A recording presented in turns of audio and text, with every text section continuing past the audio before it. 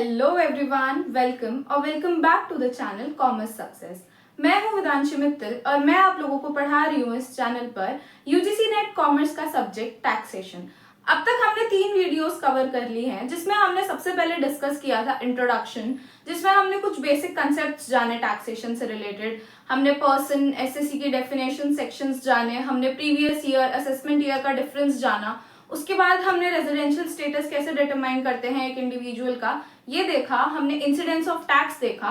उसके बाद हमने कुछ ऐसी इनकम्स देखी जिन पर टैक्स एग्जेम्प्ट होता है, जैसे कि एग्रीकल्चरल इनकम। तो आज हम शुरू करेंगे विद हेड्स ऑफ इनकम, जिसमें हम सबसे पहले देखेंगे salaries. Before we begin with the heads of income, हम पहले ये देख लेते हैं कि हम इनकम टैक्स को एक्चुअली कंप्यूट कैसे करते हैं। So this is basically a bird's eye view of how to compute income tax. हम इसको डिटेल में towards the end of this subject देखेंगे, बट आज हम एक मैक्रो लेवल से व्यू ले लेते हैं हाउ टू एक्चुअली कैलकुलेट और compute the income tax. So there are 5 heads of income. पहला होता है salaries, second is house property, third head is income from business और profession, fourth head is income from capital gains and fifth head is income from other sources. ठीक है, when we compute these 5 heads together, when we add these 5 heads of income together, we get gross total income.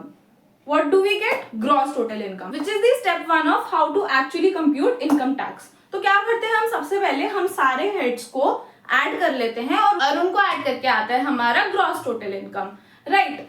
When we have a gross total income, उसके बाद हम क्या करते हैं, हम उसमें से अपने डिडक्शंस को सब्ट्रैक्ट कर देते हैं। Which deductions exactly? The deductions under section 80C to 80U.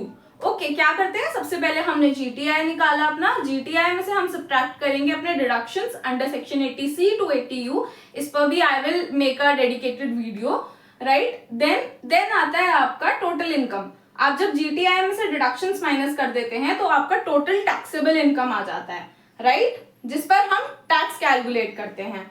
ठीक है, तो स्टेप 4 में हम आपका टैक्स निकालते हैं टोटल इनकम के ऊपर। स्लैब रेट्स आपके न्यू रेजिम पे भी हो सकते हैं, ओल्ड रेजिम पे भी हो सकते हैं, राइट। देन हम स्टेप 5 में सरचार्ज और हेल्थ एजुकेशन सेस प्लस कर देते हैं। सरचार्ज आपका तब लगता है जब आपकी 50 लाख से ज्यादा इनकम होती है एंड हेल्थ एजुकेशन सेस होता है आपका 4%। तो कैसे कंप्यूट करते हैं एक बर्ड्स आई व्यू से हम इनकम टैक्स को? सबसे पहले हम अपने 5 हेड्स को ऐड करेंगे तो हमारा जीटीआई आ जाएगा। उसमें से हम डिडक्शंस को सब्ट्रैक्ट कर देंगे, deductions under section 80C to 80U। ठीक है, इसमें से इसको सब्ट्रैक्ट करके आपका टोटल टैक्सेबल इनकम आ जाएगा। फिर हम उस पर टैक्स लगा देंगे और उसमें हम सरचार्ज और हेल्थ एजुकेशन सेस ऐड कर देते हैं। तो ऐसे आपका इनकम टैक्स कंप्यूट हो जाता है। तो ये था एक बर्ड्स आई व्यू, एक बिग पिक्चर, जिसमें हमने देखा कि how to compute the income tax. Now what we are doing in today's video is we are starting with our very first head, which is salaries. हम एक head पे एक dedicated video बनाएंगे ताकि आपको अच्छे से समझ आए every head and its calculation, its individual computation, so that when you jump on calculating the overall income tax, you don't have any issues. Right, so let's see आज की वीडियो में हम क्या डिस्कस करेंगे। तो आज की वीडियो में, जैसे कि मैंने बता दिया, हम डिस्कस करेंगे सबसे पहला heads of income, which is salaries.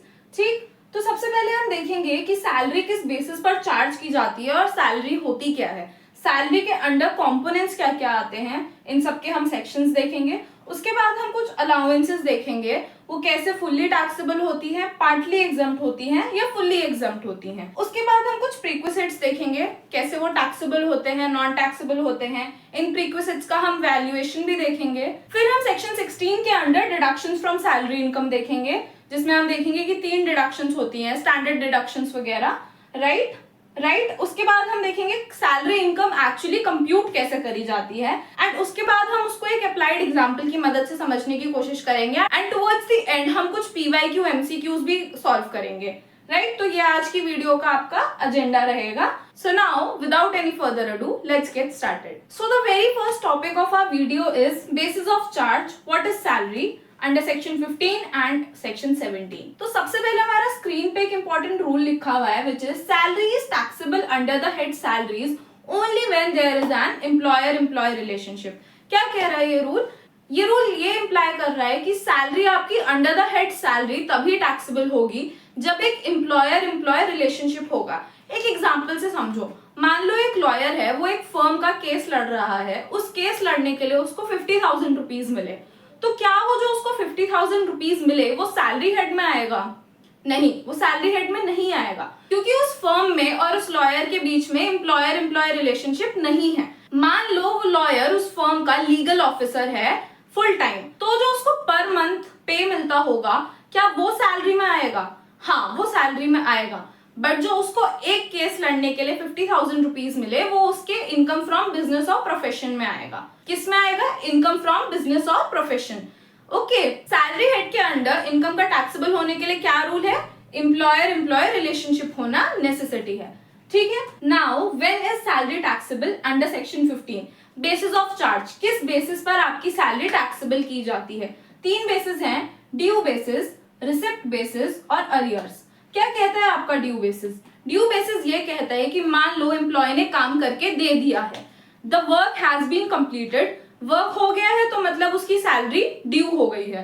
तो अगर उसका काम हो गया है, उसकी सैलरी ड्यू है, चाहे मिली हो या ना मिली हो, either the payment has been done or not, anyway उसको सैलरी पर टैक्स देना पड़ेगा in the given previous year. मान लो एक एम्प्लॉय की सैलरी ऑफ मार्च 2024 उसको मिल रही है अप्रैल 2024 में, पर फिर भी उसको उस मार्च 2024 वाली सैलरी का टैक्स देना पड़ेगा in the previous year, which is in the financial year 2023 to 2024, right. Even though उसको वो मिली है या नहीं मिली है, उसका वो टैक्स उसी फाइनेंशियल ईयर में, उसी प्रीवियस ईयर में देना पड़ेगा, राइट। तो ये आपका ड्यू बेसिस होता है। फिर आता है आपका रिसिप्ट बेसिस। तो रिसिप्ट बेसिस में ये होता है कि काम नहीं हुआ होता है और सैलरी एडवांस में मिल जाती है। जिस साल में आपकी एडवांस सैलरी आपको रिसीव हो रही है, उस साल में वो सैलरी टैक्सेबल हो जाती है। ठीक, ड्यू बेसिस में मिली हो या ना मिली हो, जिस साल में वो ड्यू है तब वो टैक्सेबल हो जाएगी। रिसीप्ट बेसिस में आपकी एडवांस में जिस साल में मिल रही है उस साल में टैक्सेबल हो जाएगी। फिर थर्ड आता है आपका अरियर्स। अरियर्स में होता है कि मान लो कोई सैलरी आपको पहले नहीं मिली थी, पहले की पेंडिंग सैलरी आपको अब मिल रही है, तो वो अभी टैक्स होगी, पहले वो टैक्स नहीं हुई थी, ना पहले मिली थी ना पहले टैक्स हुई थी, तो वो जो जब मिल रही है तब टैक्सेबल होगी। ठीक है, लाइक एडवांस सैलरी जब मिल रही है तब उस पर्टिकुलर ईयर में टैक्सेबल हो जाएगी। तो कब कब आपकी सैलरी टैक्सेबल होगी under section 15? Due basis, receipt basis और अरियर्स के अकॉर्डिंग। ड्यू बेसिस जिस फाइनेंशियल ईयर में ड्यू है उसमें टैक्सेबल होगी। रिसिप्ट बेसिस जिस साल में मिल रही है उसमें आपकी टैक्सेबल होगी। और अरियर्स में जब आपकी मिल रही है जो पेंडिंग सैलरी इन फ्यूचर जब भी मिल रही है वो तब टैक्सेबल होगी। Okay, now what is salary under section 17 subsection 1? तो सैलरी में सेक्शन 17 सबसेक्शन 1 में आपका आता है wages, annuity of pension, gratuity, fees, commission, perquisites, profit in लिeu of salary, advance salary, leave encashment, annual accretion to RPF, contribution to NPS by employer, ये सब आपका सैलरी में इंक्लूड होता है। Under which section? Under section 17 subsection 1। हमने basis of charge कौन से सेक्शन में देखा? वो देखा हमने सेक्शन 15 में। सैलरी के अंडर क्या क्या आता है ये हमने देखा सेक्शन 17 सबसेक्शन 1 में। अब आप सोच रहे होंगे मैम ग्रेट्युटी और लीव एनकैशमेंट तो एग्जेम्प्ट होता है। बिल्कुल होता है। This is a key point you have to remember. हम उसको पहले सैलरी में इंक्लूड करते हैं, सैलरी कंप्यूट करते हैं और उसके बाद में उसको एग्जाम्प्ट करते हैं, बाद में सब्ट्रैक्ट करते हैं। ठीक है, you have to remember this. First it is included and then it is exempted. Okay, first included and then exempted. So this is salary and salary का बेसिस ऑफ चार्ज। अब एक बार कंपोनेंट्स ऑफ सैलरी को अच्छे से discuss कर लेते हैं। कौन से सेक्शन में आते हैं components of salary? Section 17 subsection 1। आपके लेफ्ट साइड पे है कैश कंपोनेंट्स। कैश कंपोनेंट्स में सबसे पहले आपका है बेसिक सैलरी। बेसिक सैलरी आपकी कोर सैलरी होती है, ये फुल्ली टैक्सेबल होती है, no exemption in any case. क्या है आपकी कोर सैलरी है, आपकी जो बेसिक सैलरी है कोर सैलरी है और फुल्ली टैक्सेबल होती है, no exemption. Same is the case with dearness allowance. जो आपका डीए होता है ये भी आपका फुल्ली टैक्सेबल होता है, इस पर भी किसी भी केस में कोई एग्जम्पशंस नहीं होते, no full exemptions, no part exemptions, just no exemptions, fully taxable. What? Basic salary and DA fully taxable. फिर आता है आपका बोनस। बोनस भी आपका fully taxable होता है। ओके, फिर आता है आपका कमीशन। कमीशन भी आपका फुल्ली टैक्सेबल होता है। इसमें एक इंपॉर्टेंट चीज याद रखने की ये है कि अगर कमीशन टर्नओवर के परसेंटेज के रूप में दे रखा है तो एचआरए कैलकुलेशन में सैलरी में इंक्लूड होती है, फिक्स कमीशन इंक्लूड नहीं होती है। ठीक है, बाकी कमीशन आपका फुल्ली टैक्सेबल होता है। नेक्स्ट इज आपका एडवांस सैलरी। एडवांस सैलरी भी आपका टैक्सेबल होता है in the year of receipt. Bonus भी आपका टैक्सेबल होता है in the year of receipt, और बेसिक सैलरी और डीएनएस अलाउंस आपका हमेशा टैक्सेबल होता है। ओके, एक इंपॉर्टेंट बात, एडवांस सैलरी में आपका एक रिलीफ होता है under section 89 to avoid double taxation. Double taxation avoid करने के लिए एडवांस सैलरी में एक रिलीफ ले सकते हो आप अंडर सेक्शन 89। ओके, तो ये थे आपके लेफ्ट साइड पे cash components. On the right side of the screen are given your retirement slash other components. क्या है ये retirement slash other components? First one is leave encashment. Leave encashment right, हमने income से exempt from tax में पढ़ा था। तो leave encashment आपका क्या था, याद होगा आप लोगों को, सिंस हमने लास्ट वीडियो पूरी डेडिकेटेडली इन चीजों के लिए बनाई थी। क्या था लीव इनकैशमेंट? लीव इनकैशमेंट आपका ड्यूरिंग सर्विस टैक्सेबल था और रिटायरमेंट पे आपका एग्जाम था under section 10 subsection 10AA। Gratuity भी आपका सेम हमने लास्ट वीडियो में अच्छे से कवर किया था, ये भी आपका रिटायरमेंट पे टैक्सेबल होता है under section 10 subsection 10, right. Next is annual accretion to RPF. RPF भी हमने लास्ट वीडियो में कवर किया था, उसमें हमने ये देखा था कि अगर आपका एम्प्लॉयर का कंट्रीब्यूशन मोर देन 12% है और अगर आपका इंटरेस्ट 9.5% से ज्यादा जा रहा है तो in that case it will be taxable. Other amount is exempt. 12% employer contribution और 9.5% इंटरेस्ट तक आपका एग्जाम्प्ट है, उससे ऊपर जाएगा तो टैक्सेबल होगा। यही पढ़ा था हमने आरपीएफ में। Next is perquisites under section 17 subsection 2। इसको अभी हम आगे डिटेल में पढ़ेंगे, बट वैसे प्रीक्विजिट्स आपके नॉन कैश बेनिफिट्स होते हैं। टैक्सेबल वैल्यू कैसे निकालते हैं ये सब अभी हम देखेंगे, राइट। नेक्स्ट है आपका profits in lieu of salary. इसका सेक्शन होता है सेक्शन 17 सबसेक्शन 3। नोट कर लो, मैं लिखना भूल गई हूँ। Profits in lieu of salary का सेक्शन होता है सेक्शन 17 सबसेक्शन 3। इसमें आपका कंपनसेशन ऑन टर्मिनेशन वगैरह ये सब आता है। तो ये थे आपके components of salary, cash components और आपके retirement slash other components under section 17 subsection 1, right. कौन कब टैक्सेबल होता है, कितना एग्जाम्प्ट होता है, पार्टली एग्जाम्प्ट होता है या फुल्ली एग्जाम्प्ट होता है, ये सारे आपके सैलरी के कंपोनेंट्स हो गए। Now let's move forward and understand allowances. Allowances क्या होते हैं? Allowances एक ऐसा अमाउंट होता है जो एम्प्लॉयर आपको एम्प्लॉय को देता है बेसिक सैलरी के ऊपर। मतलब कि एम्प्लॉयर एम्प्लॉय को कुछ एक्स्ट्रा अमाउंट देता है सैलरी के ऊपर जो कि कुछ स्पेसिफिक पर्पस के लिए दिया जाता है। ठीक है, तो क्या है अलाउंसेस? अलाउंसेस एक ऐसा अमाउंट है जो एम्प्लॉय को मिलता है सैलरी के अलावा for some specific purposes by the employer, right. तो मैंने 3 कैटेगरीज में डिवाइड किया है इसको यहाँ पे टैक्स ट्रीटमेंट समझने के लिए। Fully taxable, partly exempt and fully exempt. Fully taxable के अंडर आपका क्या क्या आता है? सबसे पहले आपका डियरनेस अलाउंस। मैंने अभी लास्ट स्लाइड में भी बोला, मैं अब भी बोल रही हूँ, डियरनेस अलाउंस आपका हमेशा फुल्ली टैक्सेबल होता है। क्वेश्चंस में घुमा घुमा कर आ जाता है नेट के पेपर में, बट आपको ये दिमाग में रखना है डियरनेस अलाउंस आपका हमेशा फुल्ली टैक्सेबल होता है। Next is city compensatory allowance, ये भी आपका हमेशा फुल्ली टैक्सेबल होता है। फिर होता है आपका ओवर टाइम अलाउंस, ये भी ऑलवेज फुल्ली टैक्सेबल होता है। फिर है आपका टिफिन स्लैश लंच अलाउंस। अब इसमें एक कैच है, अगर टिफिन और या फिर लंच का अलाउंस आपको कैश में मिल रहा है तो वो फुल्ली टैक्सेबल होता है। पर अगर आपको एम्प्लॉयर के कैंटीन में फ्री में खाना मिल रहा है, like it is the food you are getting for free in the canteen of the employer, तो then in that case it is fully exempt. If it is in cash then it has to be fully taxable. If it is food then it is exempt obviously, right? Next is servant allowance. Servant allowance भी आपका fully taxable होता है। And last is warden slash proctor allowance. ये भी आपका fully taxable होता है। Now let's move on to the category 2 which is partly exempt category. Partly exempt category में सबसे पहले आपका HRA आता है, House Rent Allowance. House rent allowance हमने लास्ट वीडियो में थोड़ा अच्छे से डिस्कस किया था with some example as well, but एक बार फिर भी मैं आपको रिवाइज करा देती हूँ एचआरए के क्या क्या 3 रूल्स थे। एचआरए का सेक्शन था आपका सेक्शन 10 सबसेक्शन 13A। क्या थे एचआरए के 3 रूल्स? एचआरए का पहला रूल था actual HRA received by the employee, जो उसको एक्चुअल हाउस रेंट अलाउंस का अमाउंट मिल रहा है वो, या फिर rent paid minus 10% of salary, जो उसको रेंट मिल रहा है उसमें से 10% ऑफ द सैलरी सब्ट्रैक्ट कर देंगे। सैलरी में क्या क्या आएगा आपका? सैलरी इंक्लूड करती है आपकी basic salary plus the DNS allowance. Rule 3 है आपका 50% of the salary for the people who live in metro cities and 40% of the salary for the people who live in the cities other than the metro cities. ठीक है, तो इन तीनों में से जो भी सबसे कम आता है वो आपका एग्जम्प्ट हो जाता है। हम पार्टली एग्जम्प्ट में देख रहे हैं ना, और बचा हुआ अमाउंट जो होता है आपका वो आपका टैक्सेबल हो जाता है। मैंने आपको एग्जांपल से भी एक्सप्लेन किया था लास्ट में। अब इसमें मैंने आपको लास्ट वीडियो में मेट्रो सिटीज 4 बताई थी, ठीक है।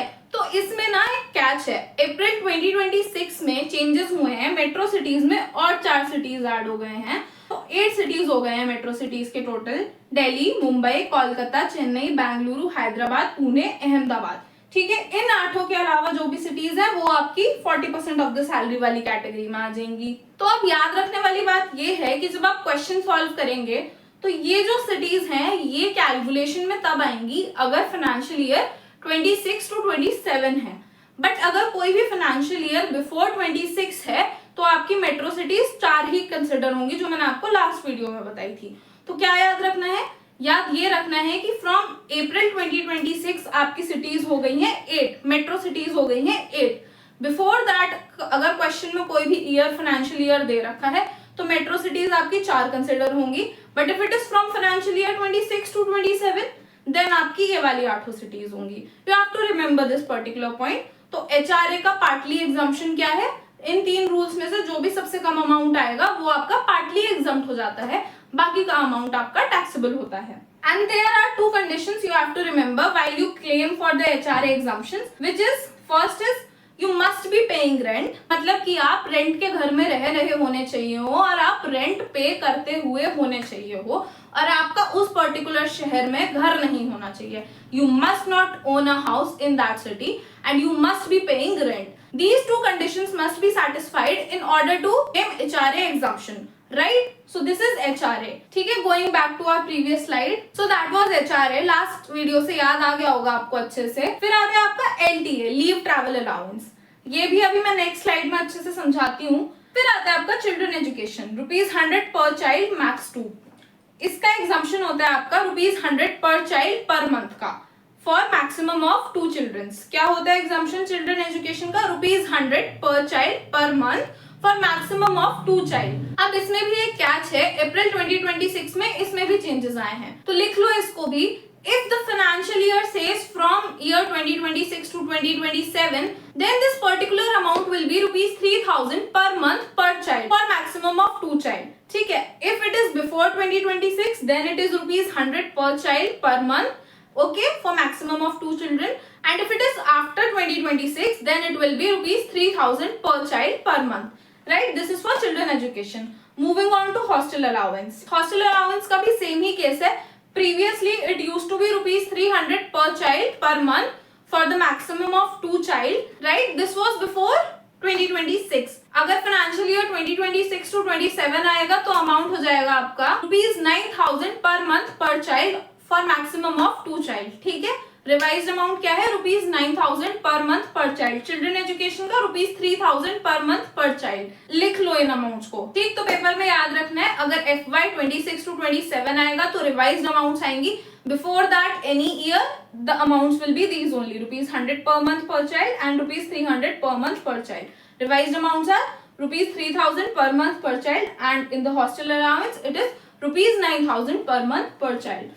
Okay, now if I talk about the transport for the disabled है आपका ₹3200 per month exemption।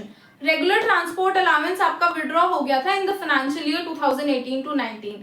ठीक है, तो जो आपका रेगुलर ट्रांसपोर्ट अलाउंस विड्रॉ हुआ वो आपका मर्ज हो गया इन स्टैंडर्ड डिडक्शंस। ठीक, लास्ट वन इज आपका यूनिफॉर्म अलाउंस। यूनिफॉर्म अलाउंस पे आपका एग्जम्पशन मिलता है जो एक्चुअल एक्सपेंडिचर हुआ होता है उस पर। राइट, जो एक्चुअल में एक्सपेंडिचर हुआ है यूनिफॉर्म खरीदने में, तो वो जो एक्सपेंडिचर होता है उतने पे आपको एग्जम्पशन मिल जाता है। Now the last one is fully exempt की कैटेगरी, द कैटेगरी 3। इसमें सबसे पहला है आपका फॉरेन अलाउंस। फॉरेन अलाउंस उन गवर्नमेंट सर्वेंट्स को मिलता है जो अब्रॉड में पोस्टेड हैं, जो फॉरेन कंट्रीज में पोस्टेड हैं, गवर्नमेंट एम्प्लॉयज को मिलता है आपका फॉरेन अलाउंस पे full exemption. Right, next is sanctuary allowance. ये मिलता है आपके हाई कोर्ट और सुप्रीम कोर्ट के जजेस को, फुल एग्जम्पशन मिलता है। हम कैटेगरी कौन सी देख रहे हैं? फुल एग्जम्पशन की। There is literally 0 tax in this particular category. पूरा का पूरा जितना भी अलाउंस मिलता है इस पे पूरा टैक्स एग्जम्पशन होता है। Next is allowances to UNO employees, ठीक है, ये भी पूरा एग्जम्प्ट होता है, no tax. Next is compensatory allowance slash high altitude allowance, ये आपका वो अलाउंस होता है जो आपके आर्म्ड फोर्सेस को मिलता है ऑन दी हाई एल्टीट्यूड्स, ये भी आपका पूरा एग्जम्प्ट होता है। Next is tribal area allowance, ये कुछ स्पेसिफाइड स्टेट्स होते हैं जिनमें आपको ये एग्जम्पशन मिलता है, पूरा एग्जम्पशन होता है, there is no tax. Next is counter insurgency allowance, ये भी आपका आर्म्ड फोर्सेस को मिलता है ये अलाउंस, और ये भी आपका फुली एग्जम्प्ट होता है, there is no tax on this allowance. तो ये आपकी फुल एग्जम्प्ट कैटेगरी होती है। ये जितने भी अलाउंसेस हैं इनमें किसी पे भी टैक्स नहीं लगता है। ये आपके पार्टली एग्जम्प्ट होते हैं, इनकी हमने कंडीशंस और अमाउंट देख ली है। एचआरए में हमने 3 रूल्स देखे, उनमें से जो भी लीस्ट होता है वो आपका एग्जम्प्ट हो जाता है। एलटीए अभी हम डिस्कस करते हैं। चिल्ड्रन एजुकेशन में हमने पहले वाला अमाउंट देख लिया, रिवाइज मैंने बता दिया। हॉस्टल अलाउंस देख लिया, ट्रांसपोर्ट में मैंने बता दिया डिसेबिलिटी का और जनरल का विड्रॉ होके स्टैंडर्ड डिडक्शन में आ गया है। यूनिफॉर्म अलाउंस देख लिया, एंड ये आपकी फुली टैक्सेबल की कैटेगरी हो गई। इन पर्टिकुलर अलाउंस पर आपका कोई एग्जम्पशन नहीं मिलता है, ये आपकी पूरी टैक्सेबल होती हैं। तो अब एक काम करते हैं, एलटीए समझ लेते हैं। LTA leave travel allowance section 10 subsection 5 क्या एग्जम्प्ट होगा इसमें? इसमें आपका एक्चुअल ट्रैवल कॉस्ट एग्जम्प्ट होगा। हमने अभी देखा ये पार्टली एग्जम्प्ट की कैटेगरी में आता है, तो इसमें एग्जम्प्ट होगा क्या? एक्चुअली एक्चुअल कॉस्ट जो ट्रैवल का है वो एग्जम्प्ट होगा इसमें। LTA is partly exempt. Only actual travel cost within India is exempt, subject to strict conditions. अगर ये कंडीशंस फुलफिल हो रही हैं तो LTA के अंडर आपका जो एक्चुअल कॉस्ट ऑफ ट्रैवल आया है वो एग्जेम्प्ट हो जाता है, राइट? तो क्या है ये कंडीशंस? सबसे पहला कंडीशन होता है आपका कि जो ट्रैवलिंग है वो आपकी डोमेस्टिक ट्रैवलिंग होनी चाहिए, मतलब कि जो एम्प्लॉय है वो सिर्फ इंडिया में ट्रैवल किया होगा तो आपका ट्रैवल कॉस्ट एग्जेम्प्ट होगा, राइट? फॉरेन ट्रिप का कोई कॉस्ट आपका एग्जम्प्ट नहीं होगा, only the trip in India will be exempted. Other condition is only 2 journeys in a block of 4 years। Block of 4 years क्या होता है? बेसिकली 4 साल का एक ब्लॉक बना लिया फॉर इजियर कैलकुलेशन। तो जो हमारा करंट ब्लॉक है वो हमारा 2022 से 2025 है, राइट? क्या है हमारा करंट ब्लॉक? 2022 से 2025। नेक्स्ट ब्लॉक है हमारा 26 से 29, राइट? तो क्या कह रहा है ये कंडीशन? ये कंडीशन कह रहा है 4 साल के एक ब्लॉक में कोई 2 जर्नीज काउंट होकर एग्जम्प्ट होंगी सिर्फ, ठीक है? फिर थर्ड कंडीशन है आपकी फैमिली कवर्ड। तो ये जो अलाउंस है उस पे जो एग्जम्पशन मिलता है उसमें फैमिली भी अलाउड है। फैमिली में कौन कौन है? स्पाउस, 2 चिल्ड्रन, डिपेंडेंट पेरेंट्स और सिबलिंग्स, तो ये सब लोग भी इंक्लूडेड हो सकते हैं, ठीक है? Next condition is economy air, AC1 train या public transport.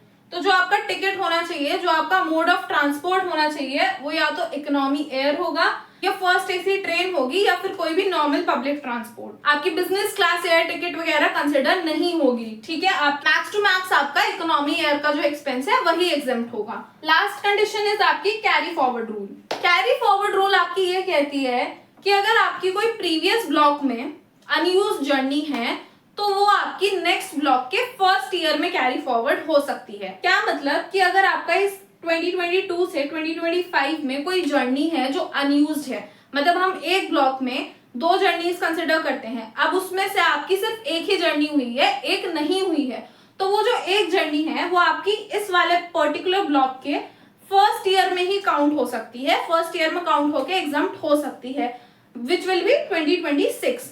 Only the year 2026। अगर वो जर्नी 2026 में कर ली गई है तो वो उस ईयर में कैरी फॉरवर्ड होकर काउंट कर ली जाएगी। तो ये आपकी कंडीशंस होती हैं फॉर LTA एग्जम्पशन। क्या थी? दोबारा बोलते हैं। इंडिया का होना चाहिए आपका ट्रैवल, सिर्फ डोमेस्टिक ट्रैवल होना चाहिए। एम्प्लॉय के साथ साथ आपकी फैमिली भी इंक्लूड हो सकती है। फैमिली में आपका स्पाउस, 2 बच्चे, डिपेंडेंट पेरेंट्स और आपके सिबलिंग्स आ सकते हैं, ठीक है? ठीक है, एक ब्लॉक ऑफ ईयर में आपकी 2 जर्नीज काउंट होंगी। अगर आपकी एक अनयूज जर्नी है तो वो नेक्स्ट ब्लॉक में फर्स्ट ईयर में कैरी फॉरवर्ड करी जा सकती है। एंड अदर पॉइंट इज जो आपका ट्रांसपोर्ट होना चाहिए वो आपका इकोनॉमी एयर, AC1 ट्रेन या कोई नॉर्मल पब्लिक ट्रांसपोर्ट हो सकता है, ठीक है? तो ये कंडीशंस हैं आपकी LTA एग्जम्पशन की। तो क्या होता है आपका LTA का exempt amount? Actual cost of travel, जिसमें आपकी economy class air, AC1 rail, public transport employee के लिए भी और उसकी फैमिली के लिए भी इंक्लूडेड होगा, और पर्सनल ट्रैवल की कॉस्ट एग्जम्प्ट नहीं होती है। क्या? पर्सनल ट्रैवल की कॉस्ट एग्जाम्प्ट नहीं होती है आपकी under the LTA allowance. Okay, तो ये है आपका leave travel allowance under section 10 subsection 5। तो अब आपका नेक्स्ट टॉपिक है परक्विजिट्स अंडर सेक्शन 17 सबसेक्शन 2। क्या होते हैं परक्विजिट्स? परक्विजिट्स एक ऐसा अमाउंट होता है, एक ऐसा नॉन कैश बेनिफिट या एमिनिटी होता है जो एम्प्लॉयर एम्प्लॉय को देता है सैलरी के अलावा। क्या होता है परक्विजिट्स? एक नॉन कैश बेनिफिट या एमिनिटी जो एम्प्लॉयर एम्प्लॉय को सैलरी के अलावा देता है। तो इसको भी मैंने दो कैटेगरीज में डिवाइड कर दिया है, एक है टैक्सेबल परक्विजिट्स और एक है नॉन टैक्सेबल परक्विजिट्स। सबसे पहले हम टैक्सेबल परक्विजिट्स देख लेते हैं। पहला टैक्सेबल परक्विजिट है आपका rent free slash concessional accommodation. आपका रेंट फ्री या कंसेशनल एकोमोडेशन टैक्सेबल होता है और इसका जो वैल्यूएशन होता है वो आपका सिटी के पॉपुलेशन के बेसिस पे होता है। अभी हम नेक्स्ट स्लाइड में देखेंगे कि हम कैसे वैल्यूएशन करते हैं आपके रेंट फ्री अकोमोडेशन का, बट फिलहाल ये याद रखना है कि आपका रेंट फ्री अकोमोडेशन टैक्सेबल होता है। Next is car for personal use, employer owned car जो पर्सनल यूज के लिए एम्प्लॉय को दी जा रही है वो भी आपका टैक्सेबल परक्विजिट होता है। इसकी जो वैल्यूएशन होती है वो आपकी इंजन के साइज के हिसाब से होती है। तो कार फॉर पर्सनल यूज और रेंट फ्री अकोमोडेशन का वैल्यूएशन अभी हम नेक्स्ट स्लाइड में समझेंगे। थर्ड है आपका ESOP या फिर स्वेट इक्विटी शेयर्स। ESOP मतलब इक्विटी स्टॉक ऑप्शन प्लान या फिर स्वेट इक्विटी शेयर्स। इसका क्या मतलब होता है? इसका मतलब ये होता है कि एम्प्लॉयज को कंपनी के स्टॉक्स खरीदने का एक ऑप्शन मिलता है एक फिक्स्ड एक्सरसाइज प्राइस पे। जब वो यूज करता है उस ऑप्शन को, एक्सरसाइज करता है उस ऑप्शन को, तो उस पर्टिकुलर डेट पर जो उस ऑप्शन की फेयर मार्केट वैल्यू होगी, एक्सरसाइज डेट पर उस शेयर की जो फेयर मार्केट वैल्यू होगी, उसमें से जब हम एक्सरसाइज प्राइस को माइनस करते हैं तो हमारा टैक्सेबल परक्विजिट का अमाउंट आ जाता है। क्या है ये, फिर से बता देती हूँ। ये एक ऑप्शन होता है एम्प्लॉयज के पास कंपनी का शेयर खरीदने के लिए। क्या होता है? एक ऑप्शन होता है एम्प्लॉयज के पास कंपनी का शेयर खरीदने के लिए, जो कि वो जिस डेट पर एक्सरसाइज करते हैं, जिस पर्टिकुलर डेट पर वो उसको एक्सरसाइज कर रहे हैं, जो उस डेट पर उस शेयर का फेयर मार्केट वैल्यू होता है, उसमें से जब हम एक्सरसाइज प्राइस को माइनस करते हैं तो आपका टैक्सेबल परक्विजिट का अमाउंट आ जाता है। Fair market value on the date of exercise minus the exercise price is equal to the taxable perquisite, right. तो ये टैक्सेबल किस दिन होता है? ये आपका डेट ऑफ एक्सरसाइज के दिन टैक्सेबल होता है, ग्रांट डेट पर नहीं, वेस्टिंग डेट पर नहीं, on the date of exercise. कब टैक्सेबल होगा? On the date of exercise, right. ये हो गया आपका sweat equity shares. Next is interest free या कंसेशनल लोन। अब अगर आपका कोई कंसेशनल लोन या फिर इंटरेस्ट फ्री लोन है, अगर उसका प्राइस ₹20,000 से ज्यादा है तो वो आपका टैक्सेबल होगा। अगर 20,000 से कम है तो वो आपका नॉन टैक्सेबल होगा।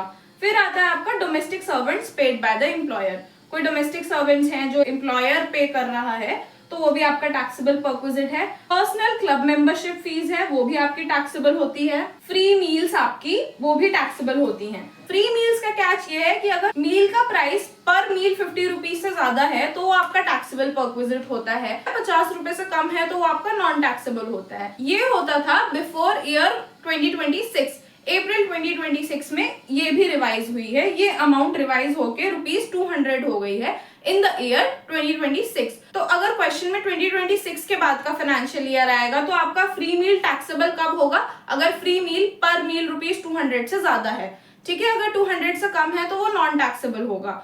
और अगर 2026 से पहले का है, अगर 50 पर मील से ज्यादा है अमाउंट, उससे कम है तो आपका नॉन टैक्सेबल होगा। लास्ट आपका टैक्सेबल परक्विजिट है educational facility for family members. Educational facility for family members भी आपका टैक्सेबल होता है। अब नॉन टैक्सेबल देख लेते हैं आपके। सबसे पहला नॉन टैक्सेबल परक्विजिट है आपका medical facility in employers hospital. Employer के अपने खुद के हॉस्पिटल में मेडिकल फैसिलिटीज दी जा रही हैं तो वो आपका नॉन टैक्सेबल होता है। रिफ्रेशमेंट्स ड्यूरिंग ऑफिस आवर्स, चाय, कॉफी, स्नैक्स, ऐसे छोटे छोटे रिफ्रेशमेंट्स, ये भी नॉन टैक्सेबल होते हैं। Crash facility for children, children के लिए क्रैश फैसिलिटीज दी जा रही है, वो भी नॉन टैक्सेबल है। स्कॉलरशिप टू एम्प्लॉयज चिल्ड्रन भी आपका नॉन टैक्सेबल होता है। लीव ट्रैवल कंसेशन, अगर इंडिया के अंदर अंदर आप ट्रैवल कर रहे हैं तो उसका जो लीव ट्रैवल कंसेशन मिलता है वो भी आपका नॉन टैक्सेबल होता है। Free food in remote area भी नॉन टैक्सेबल होता है। आपको ऑफिस यूज के लिए लैपटॉप या कंप्यूटर मिल रहा है तो वो भी आपका नॉन टैक्सेबल होता है। और आपकी काम के लिए जो आपको यूनिफॉर्म मिली है और काम के लिए ही जो यूनिफॉर्म यूज हो रही है वो भी आपकी नॉन टैक्सेबल परक्विजिट होती है। तो इस स्लाइड में से आपको क्या याद रखना है, एक तो परक्विजिट्स का सेक्शन याद रखना है विच इज सेक्शन 17 सबसेक्शन 2, और दूसरी चीज आपको याद रखनी है ईएसओपी की कैलकुलेशन टैक्सेबल परक्विजिट निकालने की। कैसे निकलता है ईएसओपी में टैक्सेबल अमाउंट? टैक्सेबल अमाउंट होता है आपका FMV on the date of exercise minus the exercise price, आपका टैक्सेबल अमाउंट आ जाएगा, राइट? ये होता है आपका ईएसओपी का टैक्सेबल अमाउंट। अब हम देख लेते हैं रेंट फ्री अकोमोडेशन और कार फॉर पर्सनल यूज की वैल्यूएशन, कार परक्विजिट वैल्यूएशन। अब इसमें एक चीज देखना, जो मैंने यहाँ पर ये 3 वैल्यूज लिखी हुई हैं, ये वैल्यूज आपकी रिवाइज्ड वैल्यूज हैं फ्रॉम अप्रैल 2026। ये वाली जो पर्टिकुलर लाइन है, ये वाली लाइन आपकी बिफोर 2026 वाली है। तो जो पुराने वाले वैल्यूज हैं वो ये वाले वैल्यूज हैं, ये वाले आपके रिवाइज्ड वैल्यूज हैं। तो सेम चीज याद रखनी है, अगर फाइनेंशियल ईयर फ्रॉम 2026 है, फ्रॉम एंड आफ्टर 2026 है, तो आपके ये वाले वैल्यूज होंगे, एंड अगर बिफोर 2026 हैं तो आपके ये वाले वैल्यूज होंगे, राइट? तो अब समझते हैं क्या है ये। सबसे पहला सिनेरियो है, अगर कार आपके ऑफिस पर्पस के लिए यूज हो रही है। अगर कार आपके ऑफिस पर्पस के लिए यूज हो रही है तो वो आपके पर्सनल यूज के लिए तो यूज हो नहीं रही है, तो वो आपके लिए तो है नहीं, तो ऑब्वियसली इसका जो टैक्सेबल परक्विजिट है वो निल होगा, ये टैक्सेबल होगा ही नहीं, क्योंकि ऑफिस के काम के लिए यूज कर रहे हो आप कार को, अपने पर्सनल यूज के लिए नहीं। Next is car use for personal slash both. अगर कार आपके पर्सनल काम या फिर दोनों, पर्सनल और ऑफिस दोनों के लिए यूज हो रही है, और उसमें आपका इंजन का size less than equal to 1.6 litre है, तो आपका जो टैक्सेबल परक्विजिट का वैल्यू होगा वो ₹5000 पर मंथ होगा। और अगर आपको शॉफर भी मिल रहा है, अगर आपको ड्राइवर भी प्रोवाइड किया जा रहा है, तो उसका एडिशनल ₹3000 होगा in the case when engine is less than equal to 1.6 litre. If the engine is greater than 1.6 litre, उस केस में आपका ₹7000 पर मंथ हो जाता है और ड्राइवर का 3000 ही रहता है। फोर्थ सिनेरियो है आपका इलेक्ट्रॉनिक व्हीकल का, ठीक है? पहले 2 केसेस, अगर इंजन 1.6 लीटर से छोटा है या 1.6 लीटर से बड़ा है। लास्ट केस है आपका अगर इलेक्ट्रॉनिक व्हीकल है, तो इलेक्ट्रॉनिक व्हीकल के केस में आपका ₹5000 पर मंथ और वही ड्राइवर का ₹3000 एडिशनल। तो ये वाली वैल्यूज आपकी रिवाइज्ड वैल्यूज हैं फ्रॉम अप्रैल 2026। अब अगर मैं पुरानी वैल्यूज की बात करूं, अगर आपका engine less than equal to 1.6 litre है तो आपका ₹1800 पर मंथ बनता था, और अगर आपका ग्रेटर देन 1.6 लीटर था तो आपका ₹2400 पर मंथ बनता था, ठीक है? और शॉफर का आपका ₹900, अगर ड्राइवर प्रोवाइड किया गया है तो दोनों केसेस में ₹900। ये आपकी ओल्ड वैल्यूज हैं। Note these down. I hope आपको क्लियर हो गया होगा कैसे निकालते हैं हम कार वैल्यूएशन, राइट? अब अकोमोडेशन परक्विजिट वैल्यूएशन देख लेते हैं। अब अकोमोडेशन परक्विजिट वैल्यूएशन, इसका वैल्यूएशन डिपेंड करता है आपके गवर्नमेंट एम्प्लॉय होने पर या प्राइवेट एम्प्लॉय होने पर। अगर तो आप गवर्नमेंट एम्प्लॉय हैं तो कैलकुलेशन इज वेरी सिंपल। क्या करना है, जो लाइसेंस फी गवर्नमेंट ने फिक्स करी है उसमें से जितना रेंट रिकवर किया है एम्प्लॉय ने वो माइनस कर देते हैं, तो आपका गवर्नमेंट एम्प्लॉय का अकोमोडेशन परक्विजिट वैल्यू निकल जाता है, राइट? क्या किया, licence fee charge by government minus the amount recovered from employee. अगर आप प्राइवेट एम्प्लॉय हैं और अगर सिटी का पॉपुलेशन ग्रेटर देन 25 लाख है तो आप 15% ऑफ द सैलरी में से माइनस करेंगे amount recovered by the employee. अगर आप प्राइवेट एम्प्लॉय हैं और सिटी का पॉपुलेशन 10 से 25 लाख के बीच में है तो आप 10% ऑफ द सैलरी में से माइनस करेंगे amount recovered by the employee. और अगर आप प्राइवेट एम्प्लॉय हैं और सिटी का पॉपुलेशन लेस देन 10 लाख है तो आप 7.5% ऑफ द सैलरी में से माइनस करेंगे rent recovered by the employee, right? Clear हो गया? गवर्नमेंट के केस में licence fee charge by the government minus the rent recovered by the employee, और प्राइवेट के एम्प्लॉय में डिपेंड्स ऑन द पॉपुलेशन कि कितने परसेंट ऑफ द सैलरी में से हमारा rent recovered from the employee minus होगा। तो ये सब करके आपका क्या आ जाता है, आपका टैक्सेबल वैल्यू निकल के आ जाता है। एक क्विक एग्जांपल से समझा देती हूँ। मान लो there is a person mister A, he lives in Mumbai, he is a private employee, his basic salary is ₹50,000। Employer ने फ्लैट दिया, एम्प्लॉय आपका ₹3000 रेंट पे करता है, तो मुंबई में रहता है वो, मुंबई का population is greater then 25 lakh, तो कौन से वाला रूल लगेगा? रूल लगेगा आपका ये वाला, which is 15% of the salary. Salary उसकी 50,000 है, 50,000 का 15% विल बी 7,500। 7,500 में से वो कितना रेंट पे करता है? 3,000 माइनस कर देंगे तो कितना आएगा? 4,500 is your per month taxable perquisite, ठीक है? आई होप क्लियर हो गया होगा आपको कैसे हम अकोमोडेशन परक्विजिट और कार परक्विजिट का वैल्यूएशन करते हैं, राइट? तो इंपॉर्टेंट थिंग इज कि आप इनके नए रेट्स और पुराने रेट्स दोनों याद रखो। चलो let's move on to deductions. Now next topic is deductions from salary income under section 16। Section 16 के अंदर आपके 3 डिडक्शंस होते हैं। पहला होता है आपका सेक्शन 16 सब सेक्शन 1 का स्टैंडर्ड डिडक्शन। ये सबके लिए होता है। इसमें रूल होता है या तो फ्लैट ₹50,000 या आपका एक्चुअल सैलरी, जो भी दोनों में से कम होगा उसका आपको डिडक्शन मिल जाता है। And this is for everyone, whether you are a government employee और प्राइवेट एम्प्लॉय, सबके लिए है ये। कितना, या तो 50,000 या तो फ्लैट 50,000 या आपका एक्चुअल सैलरी, राइट। इनफैक्ट इसको पेंशनरीज भी ले सकते हैं, गवर्नमेंट एम्प्लॉय भी ले सकता है, प्राइवेट एम्प्लॉय भी ले सकता है और पेंशनरीज भी ले सकते हैं। No conditions, no proof required, कोई भी क्लेम कर सकता है स्टैंडर्ड डिडक्शन को। क्या सेक्शन है? Section 16 subsection 1। नेक्स्ट है आपका सेक्शन 16 सबसेक्शन 2 के अंडर एंटरटेनमेंट अलाउंस डिडक्शन। ये सिर्फ आपका गवर्नमेंट एम्प्लॉयज के लिए अवेलेबल होता है। इन तीनों में से जो भी सबसे कम अमाउंट आता है वो आपका डिडक्ट हो जाता है। क्या है ये 3 amounts? Actual entertainment allowance receive, जो एक्चुअल एंटरटेनमेंट अलाउंस मिला है वो, या फिर 5,000 या फिर 20% ऑफ द बेसिक सैलरी। इन तीनों में से जो भी लीस्ट आता है वो आपका डिडक्ट हो जाता है। प्राइवेट एम्प्लॉयज इसको क्लेम नहीं कर सकते हैं। And other important point is कि अलाउंस पहले इंक्लूड करी जाती है ये वाली, फिर डिडक्ट करी जाती है। पहले इंक्लूड होगी एंड देन डिडक्ट होगी, राइट। तो ये होता है आपका entertainment allowance deduction under section 16 subsection 2। Important point है सिर्फ गवर्नमेंट एम्प्लॉयज को क्लेम कर सकते हैं, प्राइवेट नहीं कर सकते। स्टैंडर्ड डिडक्शन कोई भी क्लेम कर सकता है। लास्ट इज सेक्शन 16 सबसेक्शन 3 का प्रोफेशनल टैक्स या फिर एम्प्लॉयमेंट टैक्स। ये आपको डिडक्शन मिलता है on the amount which is paid to state government as professional tax, right. ये होता है आपका maximum ₹2500 per year as per the constitution article 276, ठीक है। इसको एम्प्लॉय या फिर सेल्फ एम्प्लॉयड पर्सन क्लेम कर सकते हैं, ठीक है। तो ये होता है आपका सेक्शन 16 सबसेक्शन 3 के अंडर प्रोफेशनल टैक्स। तो क्या क्या है सेक्शन 16 के deductions? Standard deduction, entertainment allowance deduction और आपका प्रोफेशनल टैक्स डिडक्शन। ये 3 इंपॉर्टेंट डिडक्शंस हैं सैलरी से अंडर सेक्शन 16। अब हम computation of income from salary देख लेते हैं। सबसे पहले आपकी ग्रॉस सैलरी कैलकुलेट करी जाती है। ग्रॉस सैलरी कैलकुलेट करने के लिए आप बेसिक सैलरी में डियरनेस अलाउंस ऐड करते हैं, उसमें एचआरए ऐड करते हैं, अदर अलाउंसेस ऐड करते हैं और टैक्सेबल परक्विजिट्स ऐड करते हैं। इन सबको ऐड करके आपका ग्रॉस सैलरी आ जाता है। नाउ द कैच इज, जो आप इसमें एचआरए ऐड करते हैं ग्रॉस सैलरी कैलकुलेट करने से पहले, जो बेसिक सैलरी में एचआरए ऐड होता है वो एचआरए आपका बिफोर एग्जम्पशन वाला एचआरए होता है, राइट। जो टोटल एचआरए आपको मिल रहा है वो वाला एचआरए आपका ऐड होगा बेसिक सैलरी में to calculate gross salary, right. Gross salary में से फिर हम माइनस करते हैं एग्जम्प्टेड अलाउंस। अब यहाँ से माइनस होगा, जो हमने एचआरए एग्जम्प्ट की अमाउंट कैलकुलेट करी होगी वो यहाँ पर माइनस होगा। एलटीए एग्जम्प्ट, एचआरए एग्जम्प्ट, वो सब यहाँ पे माइनस होगा। किस में से माइनस होगा? ग्रॉस सैलरी में से। ग्रॉस सैलरी में से एग्जम्पशन माइनस करके क्या आएगा? Adjusted gross salary. Adjusted gross salary में से अब हम माइनस करेंगे आपके स्टैंडर्ड डिडक्शन, आपका एंटरटेनमेंट अलाउंस, आपका प्रोफेशनल टैक्स डिडक्शन। अगर आपका एंटरटेनमेंट अलाउंस एप्लीकेबल है तो ऑब्वियसली तभी माइनस होगा, प्राइवेट एम्प्लॉय के लिए नहीं होगा, ठीक है। आपका प्रोफेशनल टैक्स माइनस होगा।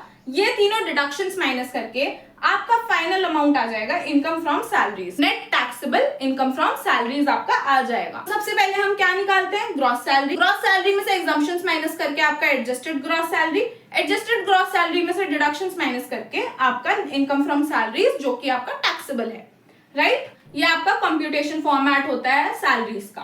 अब एक एग्जांपल से समझते हैं इसको। मिस्टर शर्मा है, प्राइवेट एम्प्लॉय है, दिल्ली में रहते हैं, फाइनेंशियल ईयर 24 to 25 दे रखा है, बेसिक सैलरी उनकी 6 लाख दे रखी है, डीएनएस अलाउंस उनका 1,20,000 दे रखा है, HRA 2,40,000, rent paid is 1,80,000, professional tax उनका 2,400 दे रखा है। तो सबसे पहले हम ग्रॉस सैलरी निकालते हैं। ग्रॉस सैलरी निकालने के लिए हम क्या करते हैं? Basic salary plus DA plus HRA. तो हमने ये कर दिया, तो हमने basic salary plus DA plus HRA करके ग्रॉस सैलरी निकाल ली, 9,60,000 आ गई। अब हम उसमें से एग्जम्पशंस माइनस करते हैं। अब एग्जम्पशंस हमारा यहाँ पे बस एचआरए का एग्जम्पशन आएगा, तो एचआरए का एग्जम्पशन कैलकुलेट कर लेते हैं। एचआरए के एग्जम्पशन के 3 रूल्स क्या आते हैं? सबसे पहले actual HRA receive. Actual HRA आपका 2,40,000 गिवन है। रूल 2 होता था रेंट माइनस 10% ऑफ सैलरी, और सैलरी क्या होता था आपका? सैलरी होता है उसमें बेसिक प्लस डीए। तो यहाँ पे सैलरी आपका बेसिक प्लस डीए कितना है? 6 लाख प्लस 1.2 लाख, कितना हो गया? 7.2 लाख।